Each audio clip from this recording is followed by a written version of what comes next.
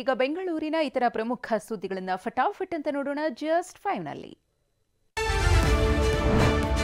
Bitcoin ಹಗರಣದಲ್ಲಿ ಮತ್ತೊಬ್ಬ ಆರೋಪಿಯ ಬಂಧನವಾಗಿದೆ. ಸಿಐಡಿ ಪೊಲೀಸರಿಂದ ಇನ್ಸ್ಪೆಕ್ಟರ್ ಚಂದ್ರಾಧರ್ ಬಂಧನವಾಗಿದೆ. ಈ ಹಿಂದೆ ಬಿಟ್ಕಾಯಿನ್ ಪ್ರಕರಣದ ತನಿಖೆ ನಡೆಸಿದ್ದ ಚಂದ್ರಾಧರ್ ಸೈಬರ್ ಕ್ರೈಂ ಠಾಣೆ ಇನ್ಸ್ಪೆಕ್ಟರ್ ಆಗಿದ್ದರು. ಆನೇಕಲ್ನಲ್ಲಿ ಬೈಕ್ ಕಳ್ಳರ ಉಪಟಳ ಗಡಿ ಮೀರಿದೆ. ಸೂರ್ಯನಗರ ಪೊಲೀಸ್ ಠಾಣಾ ವ್ಯಾಪ್ತಿಯಲ್ಲಿ ಮನೆಗಳ ಮುಂದೆ ನಿಲ್ಲಿಸಿದ್ದ ಬೈಕ್ಗಳನ್ನು ಕ್ಷಣ ಮಾತ್ರದಲ್ಲೇ ಕದ್ದು ಪರಾರಿಯಾಗ್ತಿದ್ದಾರೆ.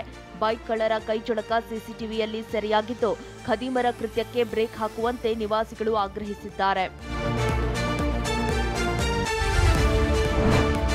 ತಂಪು ಪಾನೀಯ ಕುಡಿದು ಮಗು ಅಸ್ವಸ್ಥಗೊಂಡಿರುವ ಆರೋಪ ಕೇಳಿಬಂದಿದೆ.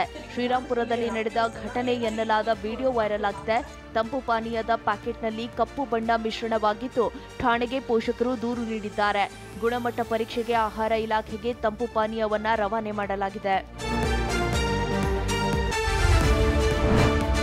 ಬಿಎಂಟಿಸಿ 3 ಕಂಪನಿಗಳಿಂದ 648 ಎಲೆಕ್ಟ್ರಿಕ್ ಬಸ್ಗಳನ್ನು ಗುತ್ತಿಗೆ ಆಧಾರದಲ್ಲಿ ಖರೀದಿಸಿದೆ.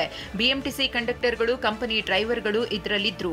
22,000 ಸಂಬಳ ಅಂತ ಹೇಳಿ 18,000 ಕೊಡ್ತಿದ್ದಾರೆಂದು ಕೆಲ ಡ್ರೈವರ್ಸ್ ಕೆಲಸ ಬಿಟ್ಟಿದ್ದಾರೆ. ಹೀಗಾಗಿ ಸದ್ಯ ಕೇರಳದ ಡ್ರೈವರ್ಗಳನ್ನ ಕಂಪನಿಯವರು ಕರೆತಂದಿದ್ದಾರೆ. ಆದರೆ ಅವರಿಗೆ ಕನ್ನಡ ಬರಲ್ಲ, ಇಲ್ಲಿನ ಕಂಡಕ್ಟರ್ಗಳಿಗೆ ಮಲಯಾಳಂ ಬರಲ್ಲ. ಅಲ್ಲದೆ ನಿಯಮಗಳನ್ನು ಪಾಲಿಸದೆ ಡ್ರೈವರ್ಗಳನ್ನ ನೇಮಿಸಿದ್ದು 16 ಅವಾಂತರ ಉಂಟಾಗಿದೆ. ಆಕ್ಸಿಡೆಂಟ್ ಹೆಚ್ಚಾಗ್ತಿದೆಯಂತೆ.